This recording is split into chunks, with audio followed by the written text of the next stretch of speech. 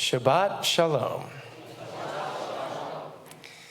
That is always our greeting on Shabbat, as if to say, settling into Shabbat, that we yearn for Shalom, for peace. And boy, do we feel that so deeply right now. Lately, as I'm sure it does for many of you, it certainly does for me, it feels like the possibility of true Shalom in our world, and specifically between Israelis and Palestinians, is even more remote than it was a month ago or a year ago. And I know some believe that we shouldn't even bother discussing lofty ideals like lasting peace or shalom right now. Instead, they say we should focus only on the urgent needs of both Palestinians and Israelis in the short term, before discussing what peace might look like between them. Concrete next steps and de-escalation are certainly urgent.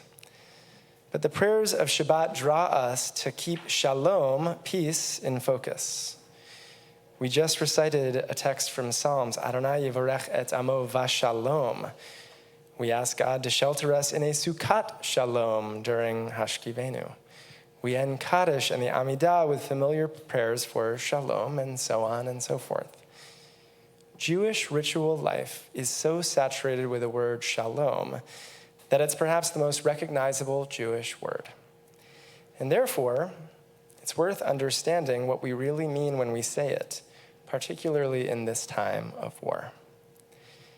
You likely know that the word peace, shalom, comes from the word shalem, meaning whole.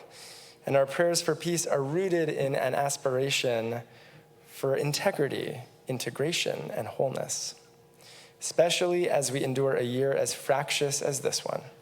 Our prayers are rooted in a desire for something better and more whole than what we find today. That feels especially acute for us as we learn this week of anti-Semitic vandalism at the home of the director of the Brooklyn Museum, casting into sharper relief just how this very faraway conflict reverberates much closer to home. And as we watch as a ceasefire between Israel and Hamas has yet to take hold, hostages remain in captivity, and so many Gazans are under threat of starvation and attack.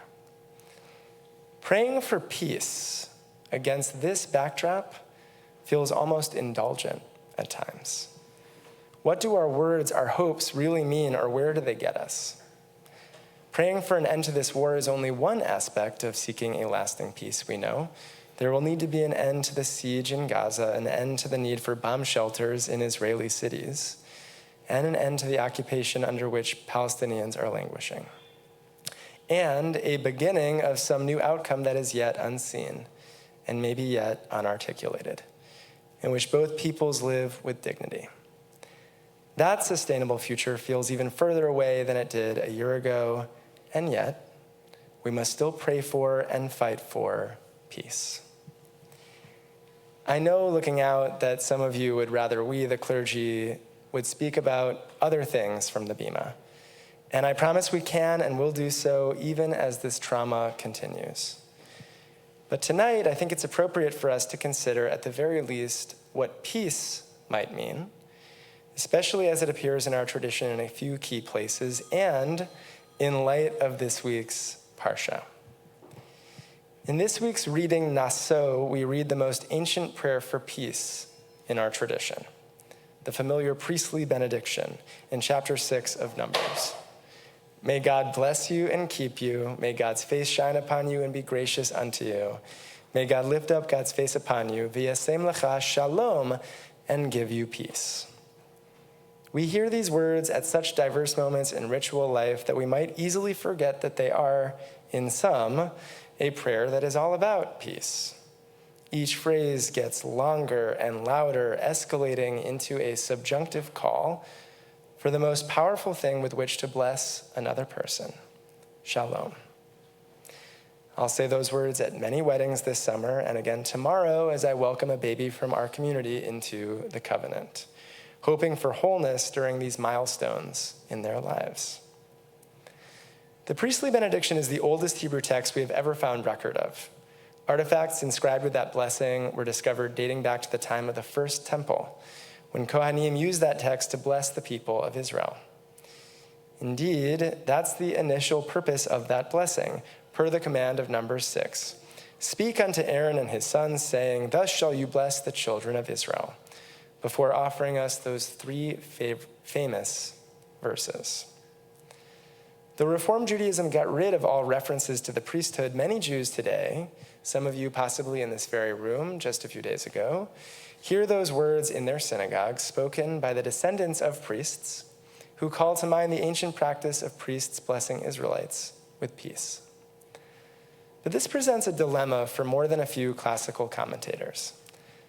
Isaac Arama, the medieval Spanish sage, wonders, what is the purpose of this blessing from the priests to the people? Surely it's God who blesses, so is it really up to the priests to assist God in this process? Now, Isaac Arama was not a Reform Jew. Thank you. Wasn't really, that's fine. Isaac Arama was not a Reform Jew. He was a medieval classical sage. And he, among others, was trying to grasp how human beings could act as agents of God. The rabbis of the Talmud try to give us an answer to that question of how human beings could be agents of God by saying that God blesses the priests, and the priests in turn bless human beings on earth.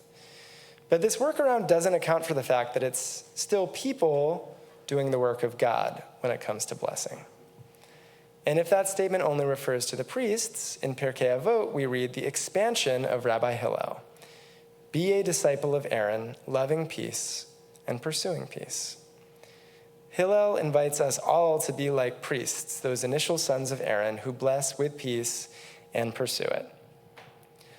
By beckoning us all to pursue peace beyond merely the blessings of the priests, we learn that in order to bless and be blessed with peace, human beings, separate from God, actually have agency to create wholeness in this world.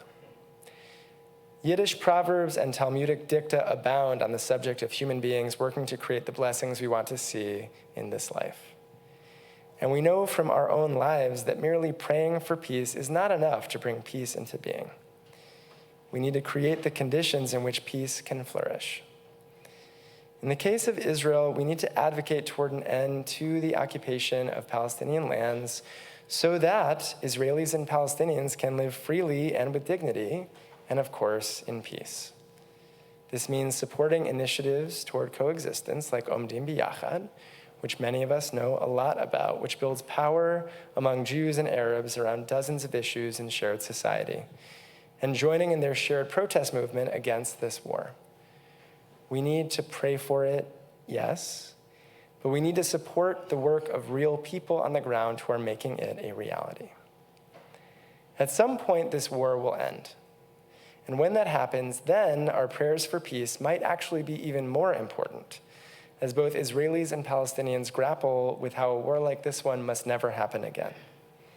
And a ceasefire, when that emerges, will be only the beginning. The security that anyone there feels will be an illusion until real peace, active wholeness that Israelis and Palestinians create together, becomes a reality. In a collection of midrashim known as the Sifra, the rabbis comment on the priestly benediction to say that God will bless the people with material goodness, with things, with food and drink and all sorts of wonderful things. But in their commentary on the word shalom in the priestly benediction, they say that food and drink is all well and good, but without peace they are worth nothing, for peace outweighs all else. Without peace, food and drink are an illusion. Unless you make peace, anything else you have isn't satisfying and may not even be real. When we make a blessing for peace, or when we pray for shalom, as we will a number of times yet tonight, what we are doing is inviting one another to believe in it and to make it real, to not succumb to despair that even now, after many, many months of war, that it is impossible, to not accept only the bare minimum of coexistence. When we pray, we are committing ourselves to finding new solutions and to supporting everyday people who are working toward those solutions. Yes, tonight we're directing our prayers toward heaven, but we must also direct it toward ourselves. Yisa Adonai panav aleinu v'yasem lanu shalom. May God lift up God's face upon all of us and grant us peace. Shabbat shalom. Shabbat shalom, Yeshua.